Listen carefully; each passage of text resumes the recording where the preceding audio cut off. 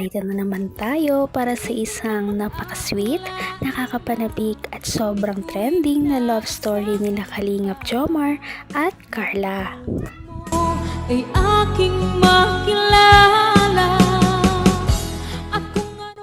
Para sa pagpapatuloy ng ating love story ay talagang kapanapanabik ang video na ito dahil parang hinihingi na nga ng permiso ni Kalingap Jomar sa magulang ni Ate Carla kung pwede ba na maging sila o approve pa sa kanila ang relationship nilang dalawa ni Ate Carla dahil nung nakaraang video ay parang sinabi niya na mutual understanding na daw sila ni Ate Carla at parang syempre dito lumalabas na parang sila na nga daw talaga.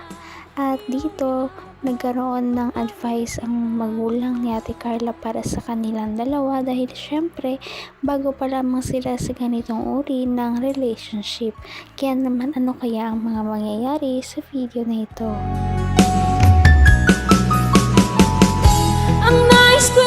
Habulin niya ako ng itak po. Hindi po ako maglolo ko. Tapos kay tatay, saan po kayo tayo natakbo pag hinahabol kayo ng itak? Doon tayo natakbo ay. Sabay na kayo. Masabay na rin pa ako sa inyo tayo. Pero hindi naman po, honestly speaking. Hindi man po hinahabol. Kaya lang pag andun ako na nadulag na po. Ako nadulag na po. Para tahimik tayo. Pag ulit po niya sa harap, ayos natin na po kami marinig. Tuloy po ka mo, talagang Kaya na ako. Makikisabay ako kay tatay. Papa Jones, bakit ngayon mo naisipang ipaalam o magsabi sa magulang ni Carla na kayo na pala ni Carla? Ano pumasok sa iyo? Siyempre kuya, bagong taon na rin. So, kailangan mas opisyal. Tsaka para wala na ako masyadong isipin kung halimbawa malabas kami ni Carla. At least ngayon, alam na nila yung nanay na pag lumabas man kayo. Opo. Carla, totoo bang talagang kayo na ni Papa Jones? Baka naman Totoo na kuya. Ewan ko po dyan, hindi pa naman po ay. Ano ba talaga? Ano ba talaga? Pinaparapan ng sitwasyon ko nito. Paano yung sa susunod? Di ba tayo na? Oo. Para isang Kung ano ako'y tanggap mo na, hindi ka rin nag-alila. Ayun naman pala, parang hindi pa naman daw pala sila. Napakagulo naman talaga ng love team na ito. Ngunit syempre, sabi naman ni Ate Carla ay siguro mutual understanding pa lamang sila. Kumbaga, alam nila sa isa't isa na gusto nilang sa isa't isa, kaya hindi na sila masyadong susunod. Di ba tayo na? Oo. Para isang lang. Pagpapaalam pa ako niyan sa susunod. Ano ba talaga, Carla? Anong totoo? Para alam din na yung mama mo. Grabe. Sige na, sabihin mo na. Hindi. Hindi pa naman daw. Baka naman mayroon lang kayong nagkakaunawaan lang kayo. MU ano? MU. MU? Ganun na rin yun, kuya. Ganun na rin po yun. Parang naging mukhang sinungaling pa ako ngayon.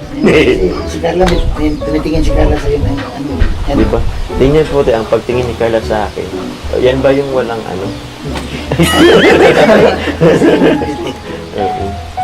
Ano pa lang, situationship pa lang.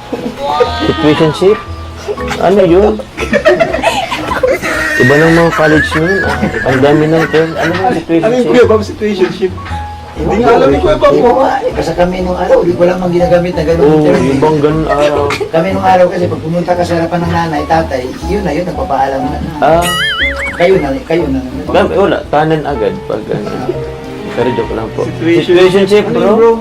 Parang inilalagay lang nila siguro sa maayos. Pang Gen Z yan ay. Gen Z nga bro. Siguro from the root word situation. Sa sitwasyon? Sa sitwasyon bro. So, Depende sa sitwasyon. siguro dito kasi andito sila nanay tatay. Naman ang bawat panaginip ko, ikaw lang ang tinig. Naku, palapit na nga ng palapit ang pagkakataon na magiging sila na dahil ngayon ay MU na daw sila. Ibig sabihin ay sinabi na rin ni Ate Carla na may pagtingin din siya kay Kalingap Jomar.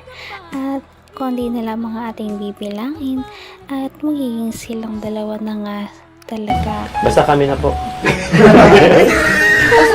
Ano? Pasok mo. Pasok po. May ano po pati dyan, may merienda naghahalat sa Uy, hinintay ni Ato. Hinintay ni Ato yan. Oo. Ato! Suman. Ano ka daw? Suman. Oh, Yun nga ibig.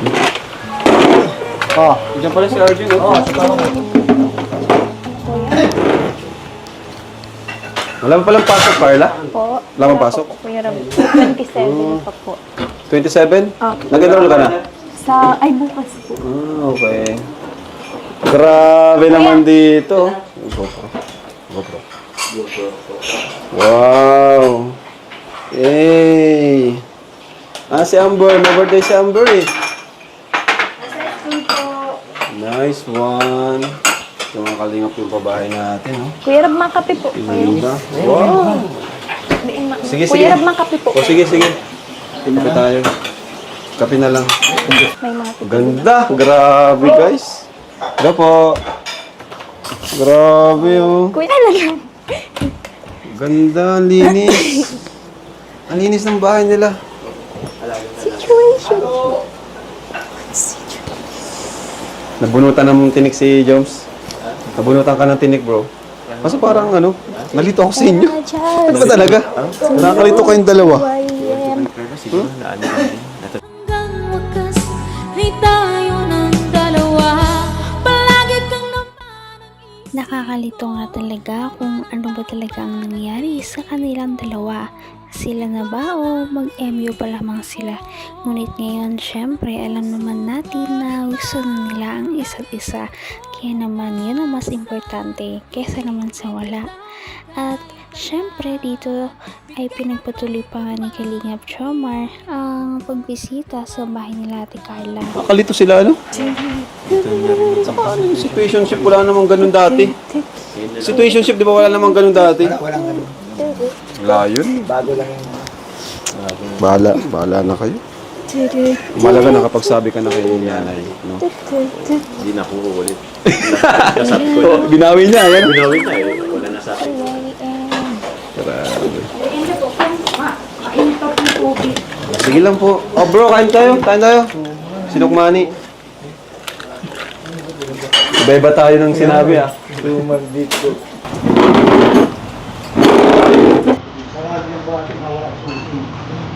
So, ba't mo naman binawi? Eh, naglalakas loob na nga akong magsabi kila mama papa mo eh. Bigla-bigla ka naman po kasi. Totoo naman pong hindi tayo. Nandito na tuloy ako. So, ano pala tayo? Diba, lagi naman tayong magkasama. Masaya naman tayo. Diba ganun na rin yun? Situationship na ang meron tayo. Situationship, ano ba kasi yun? Pakarinig ko dyan ay ganun na ba ang turo sa Ganun na ba ang bago sa generasyon ngayon? Basta yun na po yun. Mag-research ka na lang po. Bakit nga talagang ganun na sa Siguro kung hindi pa talaga sinasagot ni Ate Carla si Kalingap Jomar, ibig sabihin ay parang may hinahanap pa nga ito kay Kalingap Jomar. At doon na lamang talaga magiging sila na sobrang official. Kaya naman ngayon, sana ay mas patunayan pa ni Kalingap Jomar ang kanyang sarili kay Ate Carla. Patindi na ng patindi ang mga pangyayari sa kanilang love story.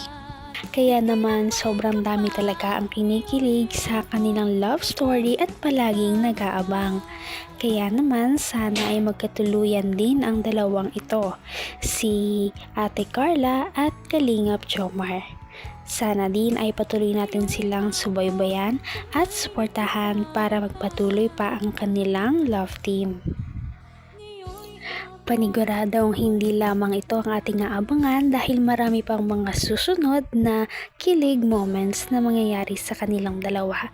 Yun lamang at maraming salamat sa panonood. Bye!